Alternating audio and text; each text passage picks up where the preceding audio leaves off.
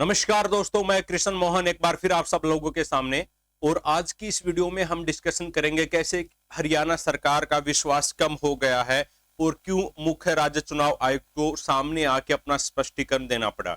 Video में आगे बढ़ने से पहले एक बार चैनल को जरूर सब्सक्राइब कर ले और वीडियो को पूरा देखिएगा ताकि आपका जो विजन है, जो आपका देखने का जो एक नजरिया है, वो बिल्कुल आपका क्लियर हो सके। और इस वीडियो में हम नए सीईटी के बारे में भी बात करेंगे कि जो 10 लाख युवा बच्चे वेट कर रहे हैं पेपर देने से, जो वंचित हैं, उन बच्चों को कब मौका मिलेगा और किस आधार पर मौका मिलेगा।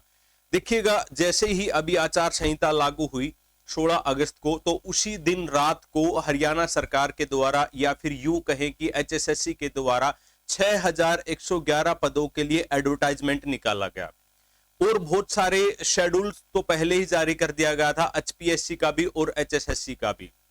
लेकिन अब जैसे ही आचार संहिता लागू होती है तो जो जन सामान्य होता तो उनके मन में एक विचार आता है कि भाई क्या ये भर्तियां पूरी भी होंगी या फिर नहीं होंगी। और विचार भी क्यों ना आए, क्योंकि पिछले 2019 से लगातार अगर हम बात करें, लगभग 5 साल हो गए हैं, हरियाणा सरकार के द्वारा भर्तियों पर दिया गया कोई भी बयान अभी तक सही स्टिक नहीं निकला है।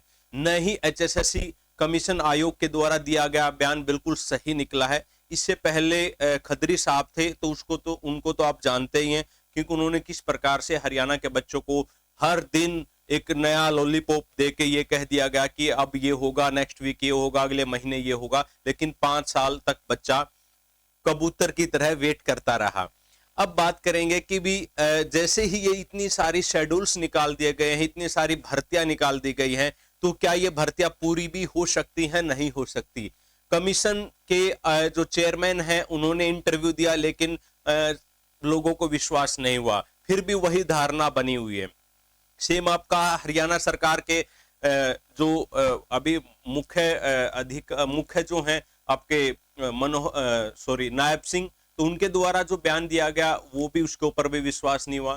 तो उसके बाद मुख्य चुनाव आयुक्त को, राज्य का जो मुख्य चुनाव आयुक्त होता है, उसको सामने आके कल अपना बयान देना पड़ा, कल अपनी बातों को स्पष्ट करना पड़ा कि भाई आचार संहिता का किसी भी प्रकार से जो वर्तमान में चल रही हैं भर्तियां और नए एडवर्टाइजमेंट तक भी कोई असर नहीं पड़ेगा।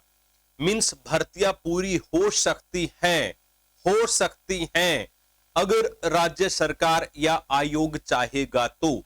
ये बयान आपका दिया गया। और भी कई सारी बातें उन्होंने बताई कि हालांकि जैसे आपका जो एचकेआरएन से संबंधित जो मुद्दा था, जिसमें यह कहा गया था सरकार के द्वारा कि भाई आपकी नौकरी जो होगी वो सेफ होगी।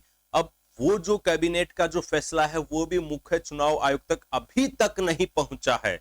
मींस अभी तक नहीं पहुंचा है। तो क्या आप ये कहें कि भी हरियाणा सरकार आखिर चाहती क्या है? अब इसके बाद इन्होंने ये भी क्लियर किया गया कि भी देखिएगा, यूपीएससी का, एचपीएससी का, एचएसएससी, जो भी ये कॉन्स्टिट्यूशनल बॉडीज हैं, ये अगर कोई भी एडवर्टाइजमेंट निकालती हैं या फिर पुरानी भर्तियों का जो प्रोसेस है, अगर ये चाहे तो कंप्लीट कर सकते हैं। लेकिन यूनिवर्सिटीज में आपका जो एचकेआरएन है, उसमें एचकेआरएन स्पेशली बोल रहा हूं मैं, एचकेआरएन या फिर जो कॉन्ट्रैक्ट बेस्ड जॉब होती हैं, उन नौकरियों पर सरकार कोई भी भर्तियां, कोई भी घोषणा नहीं कर सकती।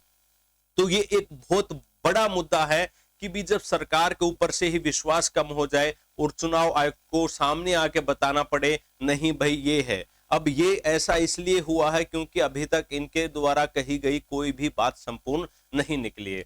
अब बात करेंगे, फिर ये लोग कहते हैं कि भी हमारी सरकार की बेइज्जती करते हैं कुछ लोग, और हमारे को मतलब कि ये कहते हैं कि भी इनके ऊपर विश्वास नहीं है। भाई विश्वास भी क्यों ना हो, क्या आप जनता की बेइज्जती नहीं करते? क्या आप स्टूडेंट के जो मनोविज्ञान है, जो उनके इमोशंस है, क्या उनके साथ आप खिलवाड़ नहीं करते? हर महीने, हर हफ्ता आप एक नया बयान देते हैं, फिर उसके बाद एक नया बयान देते हैं।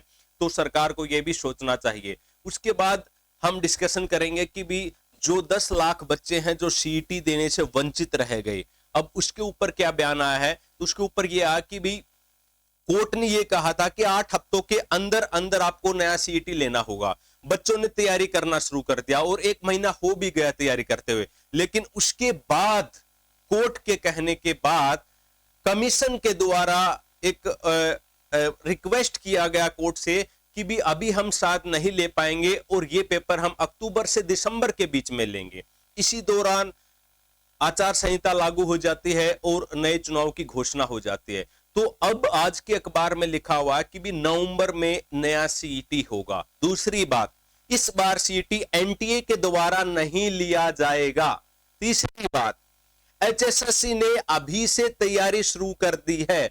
अब ये तो बहुत बड़ा मजाक सा लगता है कि भी एचएसएससी ने नया सीईटी लेने के लिए तैयारी शुरू कर दी है। अरे भाई, उसके लिए क्या तैयारियां करना, अभी वर्तमान में जो आपने शेड्यूल किया है पहले आप उसकी तैयारी कीजिएगा, उसको संपूर्ण तरीके से बच्चों को आप नौकरी दीजिएगा। और हालांकि इन्होंने ये भी कहा था कि भी हम सीईटी को साल में 2 बार लेंगे। आज भी ये बात रिपीट हुई है कि भी हम सी ग्रुप के लिए और डी ग्रुप के लिए हर साल आपका ये सीईटी वाला पेपर जो है वो लेते रहेंगे। पर मात्र मुझे तो ये लग रहा है कि ये सिर्फ और सिर्फ एक चुनावी स्टंट है, चुनावी झूमला है। क्योंकि सरकार की कितनी ही सारी बातें देखे, आज के समय में अगर कोई सबसे ज्यादा नाराज है तो वो है हरियाणा का युवा।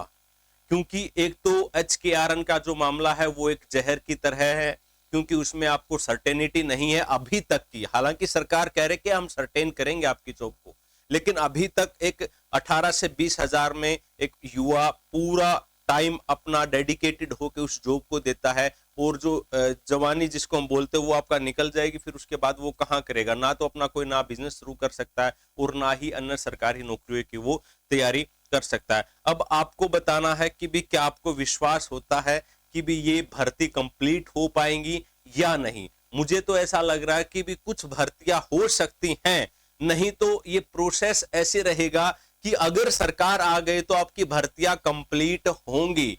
अब ऐसा सोचने का विषय क्या हो सकता है, वो आप खुद ही इतने समझदार हैं कि भी ऐसा आपसे क्यों सोचवाया जा रहा है कि भर्तियां के फॉर्म भरवा लिए गए। अभी लगभग 5600 के आसपास नई कांस्टेबल की भर्तियां भी निकाल दी। अब देखिएगा, अभी से पहले निकाल दी, फॉर्म कह रहे हैं कि बाद में भरे जाएंगे, एक लगभग मतलब कि भी सितंबर से पहले भरे जाएंगे। लेकिन पेपर कब होगा? भर्तियों के तुरंत बाद। मतलब ऐसा एकदम से क्या हो गया कि भी अभी आपने 6000 भर्तियां पूरी नहीं की है, उनका अभी फिजिकल आपका चल रहा है, लेकिन उससे पहले और 5500 भर्तियों की घोषणा, जेबीटी भर्ती की घोषणा, एचपीएससी में बहुत सारे एग्जाम्स का शेड्यूल दे दिया गया, एचएसएससी के द्वारा दे दिया गया। तो ये सारे की सारी चीजों को आप बहुत अच्छे से समझते हो, आपको समझाने की जरूरत नहीं है। और अंतिम और इंपॉर्टेंट बात, जो बच्चे हरियाणा पुलिस का अभी पीएमटी और पीएचटी दे रहे थे, चाहे वो मेल है या फीमेल है, किसी कारणवश अगर वो दे नहीं पाए हैं तो आज अंतिम डेट है, तो वो बच्चा पंचकुला सेक्टर 3 में जाके अपने प्रेजेंट लगवा सकता है और अपना पीएचटी और आपका पीएमटी मतलब वहां पे हो जाएगा। तो thank you for watching this video.